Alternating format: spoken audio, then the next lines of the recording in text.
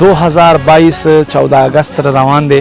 تاسو ته ښه پته دی چې په دې 14 اگست تاریخ باندې مسلمانانو ته انګریزو نه او له هندوانو نه الله رب کریم نجات ور عطا کړو او یو اسلامی ریاست اسلامی ملک پاکستان په صورت کې الله رب کریم مونږ ته نصیب فرمایلو. دا زمونږ خوش قسمتی دی. خو ما عزت مند مونږ مسلمان غلط فهمی کوي.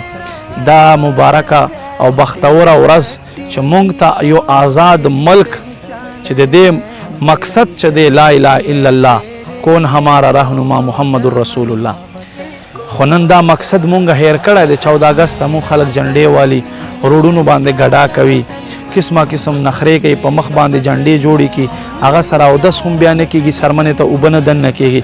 نو دا کارونه مه کوئ ما عزتمندو. د ملک ازادي اصل حقیقي محبت څه شی دی هغه درته وایم. هغه څه شی دی؟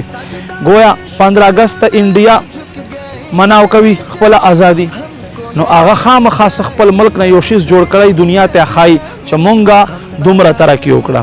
نو ما عزتمندو مونږ نور څه نشو کولی، کم از کم دا خو کولی شو چې خپل ملک ته فایده ورکړو. هغه څه شی دی؟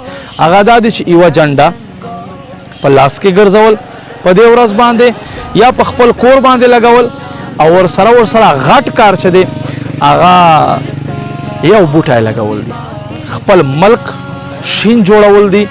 یو بوټی خامخا 14 اگست په ورځ ولګوئ او خپل ملک سره وفا وکئ. دا بوټی چې لوی شي د خلکو ته به سوری ورکوي، دا هم صدقه ده. که بیا میوهدار وي خلکو ته به میوه ورکوي، دا هم صدقه دی.